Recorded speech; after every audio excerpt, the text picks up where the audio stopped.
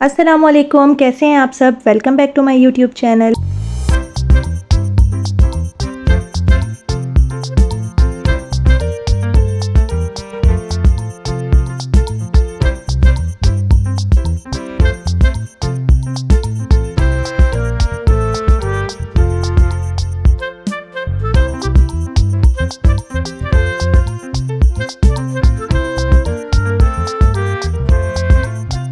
अगर किसी भी वजह से ना बस 3-4 दिन आपके कपड़े ना धुलें तो उफ़ तौबा, कपड़ों में कोई इतनी बरकत हो जाती है और कपड़े जब धुल भी जाए ना तो उनको समेटना ना सबसे मुश्किल काम होता है। यहाँ कराची में ना थोड़ी थोड़ी सी सर्दी होना स्टार्ट हो गई है, लेकिन अभी ऐसा मौसम नहीं आया है कि बच्चों को स्वेटर्स वगैरह पहनाए जाएँ। तो मैं बच्चों की कुछ फुल स्लीव्स की शर्ट निकाल रही थी, जिसकी वजह से मैं अलमारी सेट कर रही थी। तो मैंने सोचा कि आप लोगों के साथ भी शेयर कर दूँ कि किस तरह से मैं अपने बच्चों की अलमारी ऑर्गेनाइज़ करती हूँ। जब भी मैं अपनी या बच्चों की अलमारी ऑर्गेनाइज़ करती हूँ ना, तो मैं कपड़ों को कैटेगरीज़ में डिवाइड कर लेती हूँ। मतलब कि रात में पहनने के कपड़े मैं एक साइड पर रखती हूँ, आने जाने के कपड़े मैं एक साइड पे रखती हूँ और घर में पहनने वाले कपड़े मैं एक साइड पे रखती हूँ। अगर आप इस तरह से कपड़ों को ऑर्गेनाइज़ करके रखेंगे ना, तो आपको जो भी कपड़े चाहिए होंगे ना, वो फटाफट से आपको मिल जाएंगे और आपको पूरी अलमारी में ढूंढना नहीं पड़ेगा।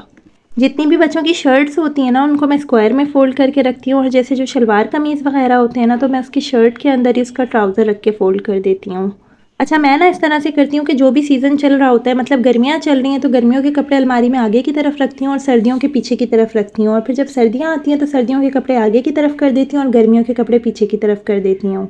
शॉर्ट्स पहनने का तो मौसम ख़त्म हो गया है, लेकिन शॉर्ट्स को भी मैं फ़ोल्ड करके ही रखूँगी, ताकि जब दोबारा गर्मियाँ आएंगी और मैं कपड़े शफ़ल करूँ ना, तो मुझे दोबारा से फ़ोल्ड ना करना पड़े। शर्ट्स और शॉर्ट्स को ना मैं स्क्वायर में फ़ोल्ड करती हूँ, और जितने भी टाइट्स होते हैं ना, उनको मैं रोल बनाकर फ़ोल्ड करती हूँ। यहाँ पर ना तकरीबन मेरे सारे कपड़े फ़ोल्ड हो गए थे और इनको मैंने डिफरेंट कैटेगरीज़ में डिवाइड किया हुआ है। जैसे ये जो है ये दिन में पहनने के कपड़े हैं, इसके साथ जो हैं ये रात में पहनने के कपड़े हैं, इसके साथ ये जो है ये शिफॉन के टॉप हैं, ये सारी फ्रॉक्स हैं, ये सारे शॉर्ट्स हैं और ये सारी शलवार कमीज़ है। अच्छा, ये तो थे ना सारे घर में पहनने वाले कपड़े, और जो आने जाने के या बाहर के कपड़े होते हैं ना, उनको फिर मैं हैंग करती हूँ। और अगर आपकी अलमारी छोटी है ना, या आपके पास कम स्पेस है, तो ये multi layer hanger is the best option. सबसे पहले वाले हैंगर में ना मैं बच्चों की सारी जीन्स अरेंज करूँगी। इस हैंगर में ना 4 लेयर्स हैं और इसमें बच्चों की ना तकरीबन 12 के करीब जीन्स आ जाती हैं। ये हैंगर्स ना मैं तकरीबन 2 साल से यूज़ कर रही हूँ, और ये मैंने दराज से ऑर्डर किए थे, और ये कोई इतनी ज़बरदस्त चीज़ है ना, मतलब आपके पास कम भी स्पेस होना तो आपकी बहुत सारी चीज़ें इसमें आ सकती हैं। अच्छा, शुरू में ना जब मैं कपड़े इस हैंगर में अरेंज करती थी ना, तो मेरे साथ इस तरह से होता था कि मैं सही तरह से लेयर वाइज ना अरेंज नहीं कर पाती थी, लेकिन आहिस्ता आहिस्ता से मुझे प्रैक्टिस हो गई और अब आराम से मैं इसमें सारी चीज़ें अरेंज कर लेती हूँ। और अगर आप लोग मेरे चैनल पर न्यू हैं और अभी तक चैनल को सब्सक्राइब नहीं किया है, तो काइंडली चैनल को सब्सक्राइब कर दीजिए और साथ में बेल आइकन को भी प्रेस कर दीजिए, ताकि जो भी मैं न्यू वीडियो अपलोड करूँ उसका नोटिफिकेशन आप लोगों को मिल सके। अच्छा, मेरे बच्चों के जो रेगुलर यूज़ के या घर में पहनने के टाइट्स होते हैं ना, उनको मैं रोल की फॉर्म में फ़ोल्ड करके ड्रॉज़ में रखती हूँ, और जो आने जाने के लिए मैं टाइट्स यूज़ करती हूँ ना, इसको भी मैं लेयर्स वाले हैंगर में लगा रही हूँ। और ये हैंगर ना मुझे इसीलिए बहुत अच्छा लगता है कि आम हैंगर में आप 1 या 2 टाइट्स ही अरेंज कर सकते हैं, लेकिन इसमें आप 12-13 के करीब टाइट्स आराम से अरेंज कर सकते हैं। जब मेरे बच्चे छोटे थे ना, तो ज़्यादातर मैं अपने बच्चों की शॉपिंग ना बच्चा पार्टी से करती थी, और वहाँ से शॉपिंग करने का ना आपको एक फ़ायदा होता था कि जब आप कपड़े वहाँ से ख़रीदते थे ना, तो हर सूट के साथ ना आपको हैंगर ज़रूर साथ आता था। और ये वाले सारे हैंगर्स ना जब से ही मैंने जमा किए हुए हैं, इन हैंगर्स की ये अच्छी बात है कि ये 2 पीसेस में है, मतलब कि आप इसमें खाली शर्ट भी हैंग कर सकते हैं, और चाहे तो साथ में शर्ट प्लस ट्राउज़र या स्कर्ट वगैरह जो भी है वो भी साथ अरेंज कर सकते हैं। मतलब कि ये हैंगर 2 पीसेस में डिवाइड हो जाता है। आप चाहें तो सिर्फ शर्ट के लिए भी यूज़ कर सकते हैं, और चाहें तो पूरे सूट के लिए भी यूज़ कर सकते हैं। बॉटम हैंग करने वाले पार्ट में ना इसमें क्लिप्स लगे हुए हैं, तो इसमें मैं ये सूट ज़ोहा का अरेंज कर रही हूँ। इसमें जो क्लिप्स वाला पार्ट है उसमें सबसे पहले मैं स्कर्ट अरेंज कर रही हूँ, और साथ में ना इस सूट के कैप आया था वो भी मैं इसके साथ अरेंज कर रही हूँ। इस तरह से हैंग करने का ये फ़ायदा होता है ना कि कैप आपको अलग से नहीं रखनी पड़ती, मतलब सूट के साथ की ही कैप है ना, तो आप जब भी सूट निकालेंगे तो उसके साथ ही निकलेगी, वरना अक्सर मेरे साथ इस तरह से होता था कि मैं कैप कहीं रख कर भूल जाती थी और टाइम पर वो मिलती ही नहीं थी। और कहीं से भी मैं बच्चों के कपड़े लेती हूँ ना, अगर उसके साथ हैंगर आते हैं ना, तो वो मैं सारे जमा कर लेती हूँ, क्योंकि कभी ना कभी वो बाद में ज़रूर काम आ जाते हैं। और ये वाला जो हैंगर है ना, ये एक ही पीस में है, हम मतलब कि इसको 2 अलग-अलग पीसेस में डिटैच नहीं कर सकते। अब मैं इसमें आयज़ा का सूट अरेंज कर रही हूँ। बॉटम के लिए ना इसमें इस तरह से 2 क्लिप्स दिए हुए हैं, इसको थोड़ा सा आप आगे की तरफ मूव करेंगे, आप इसमें कोई भी स्कर्ट, टाइट्स या कोई भी शॉर्ट्स वगैरह लगा सकते हैं। अच्छा, इस हैंगर की ना एक सबसे अच्छी बात और है कि इसमें शोल्डर सपोर्ट का ऑप्शन दिया हुआ है, क्योंकि बच्चों की शर्ट्स छोटी होती हैं तो वो अक्सर शोल्डर की साइड से ही हैंगर से गिर जाती हैं। इस हैंगर में शोल्डर सपोर्ट दी हुई है ना, तो शर्ट अच्छी तरह से इस पर फिक्स हो जाती है।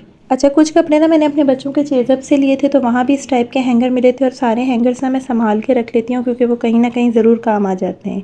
अच्छा, जो कॉमन कलर के टाइट्स होते हैं ना, मतलब कि वो टाइट्स एक या दो शर्ट्स पे चल सकते हैं, तो मैं उनको रोल बनाकर ना ड्रॉज में रख देती हूँ। और जो स्पेसिफिक कलर के टाइट्स होते हैं, मतलब कि जो सिर्फ एक टॉप पर ही साथ उसके चलते हैं, तो मैं उसको उसके टॉप के साथ ही लगा कर रख देती हूँ। जो कपड़े मैंने फ़ोल्ड करने थे वो मैंने फ़ोल्ड कर लिए और जो हैंग करने थे वो हैंग कर लिए हैं। बस अब मैं इनको ऑर्गेनाइज़ करने लगी हूँ। और ये मेरे बच्चों की अलमारी है और ये कोई इतनी बड़ी नहीं है और माशाल्लाह से मेरे 3 बच्चे हैं और मैं आयशा आयज़ा के सारे कपड़े इसमें रखती हूँ और ज़ोहा के सिर्फ वो कपड़े इसमें रखती हूँ जो आने जाने के होते हैं, यानी सिर्फ हैंग वाले कपड़े ज़ोहा के मैं इसमें रखती हूँ। सबसे पहले इसमें कपड़े हैंग करने वाला पोर्शन आ जाता है, उसमें मैंने सारे आने जाने के और शादी वगैरह के कपड़े सेट किए हुए हैं। सारी फैंसी फ्रॉक्स को ना मैंने सबसे पीछे सेट किया हुआ है क्योंकि ये कभी कभार ही यूज़ होती हैं, तो इसलिए सबसे पीछे मैंने इन फैंसी फ्रॉक्स को लगाया हुआ है। उसके बाद शादी के कुछ कपड़े हैं, ये भी मैंने पीछे की साइड पे सेट किए हुए हैं क्योंकि ये भी कभी कभार यूज़ में आते हैं। उसके बाद मैंने कुछ कैजुअल और फॉर्मल फ्रॉक्स और टॉप्स यहाँ पर हैंग किए हुए हैं। अच्छा, अक्सर लोग मुझसे सवाल करते हैं ना कि आप 3-3 बच्चों के साथ घर को किस तरह से मैनेज करती हैं, तो मैं ये कहना चाहूँगी कि अगर आप थोड़ा सा टाइम निकाल के सारी चीज़ों को एक दफ़ा ऑर्गेनाइज़ कर लेंगे ना, तो आपको महीनों का सुकून हो जाता है और आपका बहुत ज़्यादा टाइम बचता है। उसके बाद मैंने मल्टी लेयर हैंगर में जो जीन्स अरेंज की थी ना, उसको मैंने हैंग कर दिया और साथ में जो मैंने टाइट्स अरेंज किए थे ना, उसको भी मैंने हैंग कर दिया है। अच्छा, ये कुछ कुर्तियाँ हैं और कुछ क्रॉप टॉप है ना, इनको भी मैंने इसी हैंगर में अरेंज करके ना हैंग कर दिया है। एक तरफ तो ना मैंने सारे कपड़े हैंग कर दिए, अब दूसरी तरफ ना मैं दुपट्टे और बेल्ट्स को अरेंज करूँगी। दुपट्टों को ना सिंपली मैंने इस रॉड के ऊपर डाल के ना एक गिरा लगा दी है और बस फिर इस तरह से मैंने सारे दुपट्टे अरेंज कर लिए हैं। बस अब दुपट्टों के साथ ही ना मैं सारी बेल्ट्स को अरेंज कर दूँगी। बेल्ट्स को भी मैंने ना इस रॉड पे फ़ोल्ड करके इसको इसके बक्कल में डाल के ना थोड़ा सा खींच दिया है और इस तरह से सारी बेल्ट्स को मैंने अरेंज कर दिया है। दुपट्टों के पीछे जो जगह बची है ना, वहाँ पर अब मैं वो कपड़े रखूँगी जो इस मौसम में अब यूज़ नहीं होने हैं। तो बस फिर पीछे की साइड पे ना मैंने सारे शॉर्ट्स और स्कर्ट्स रख दिए हैं जो अब अगली गर्मियों में ही निकलेंगे। और आगे जो जगह बचती है ना, उसमें अब मैं सारे रात के पहनने के कपड़े रखूँगी क्योंकि रात में ना थोड़ी-थोड़ी ठंड होना स्टार्ट हो गई है, तो सारे तो मैंने सर्दियों के कपड़े नहीं निकाले हैं, लेकिन मैंने कुछ रात में पहनाने के लिए ना फ्लीस के ट्राउज़र निकाल लिए हैं। ऊपर वाला सारा पोर्शन अरेंज हो गया था, मैं आपको नीचे वाला पोर्शन दिखाऊंगी। इस वाले पोर्शन में आप देख सकते हैं कि जितने भी सर्दियों के कपड़े हैं ना, वो पहले से ही पीछे सारे यहाँ पर अरेंज हुए हुए हैं। लेकिन ये काफ़ी मोटे-मोटे स्वेटर्स हैं और स्वेट शर्ट्स हैं और अभी कराची में इतनी ज़्यादा कोई सर्दी नहीं पड़ रही है, तो अभी मैं इनको फ़िलहाल शफ़ल नहीं कर रही हूँ, एक आध हफ़्ते बाद मैं इनको शफ़ल करूँगी।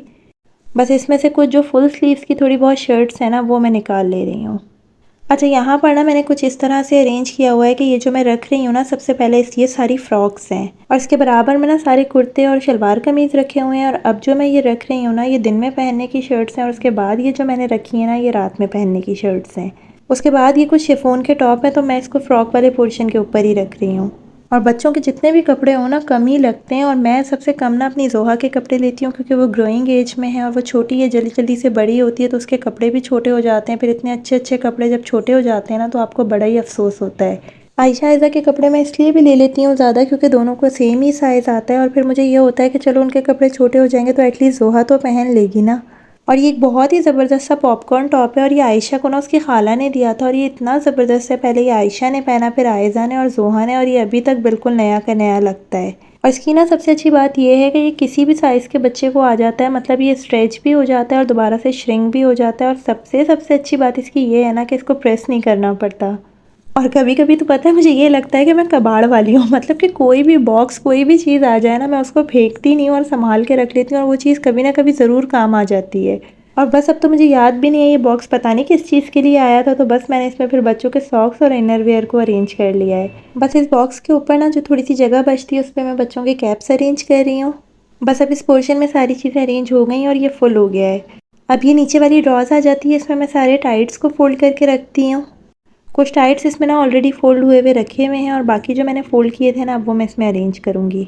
अच्छा, ये टाइट्स ना सिर्फ आयशा और आयज़ा के हैं, इसमें ज़ोहा के नहीं है क्योंकि ज़ोहा के टाइट्स ना बहुत छोटे छोटे होते हैं, तो इसके साथ मिक्स हो जाते हैं, तो उसके मैं कपड़े ना अलग रखती हूँ। सिर्फ इस अलमारी में मैं वो वाले उसके कपड़े रखती हूँ जो आने जाने के हैं और जो सिर्फ हैंग वाले पोर्शन में हैं। सारे टाइट्स मैंने अरेंज कर लिए थे। उसके बाद जो साइड में जगह बचती थी उसमें मैंने कुछ और फ्लॉपी हेड्स रख दिए और ये मेरी अलमारी फुल अरेंज हो गई है। आप लोगों को अरेंजमेंट कैसी लगी मुझे ज़रूर बताइएगा और आप लोग अपने बच्चों की अलमारी किस तरह ऑर्गेनाइज़ करते हैं वो भी मुझे कमेंट्स में ज़रूर बताइएगा। अच्छा, ये मैंने ना एक अलग से कबर्ड लिया हुआ है, इसमें ना बच्चों की काफ़ी सारी मेरी एक्सेसरीज़ हैं और बहुत सारी और चीज़ें हैं और इसमें बस सिर्फ एक पोर्शन है जिसमें ज़ोहा के कपड़े हैं, तो मैंने सोचा वो भी आपको दिखा दूँ। बाकी इस कबर्ड की जो भी वीडियो है ना, वो मैं डिटेल में अलग से बनाऊँगी। और क्योंकि ये एक छोटा सा पोर्शन है, तो सारे कपड़ों को मैंने रोल करके रखा हुआ है और ज़ोहा के कपड़े भी मैंने इस तरह से अरेंज किए हुए हैं कि एक तरफ सारे टाइट्स हैं और एक तरफ सारी शर्ट्स हैं। वीडियो पसंद आई है तो लाइक शेयर और कमेंट ज़रूर कीजिएगा, और अगर अभी तक आपने सब्सक्राइब नहीं किया है तो डोंट फॉरगेट टू सब्सक्राइब। अपना बहुत ज़्यादा ख्याल रखिएगा, दुआओं में याद रखिएगा। अल्लाह हाफ़िज़, बाय बाय।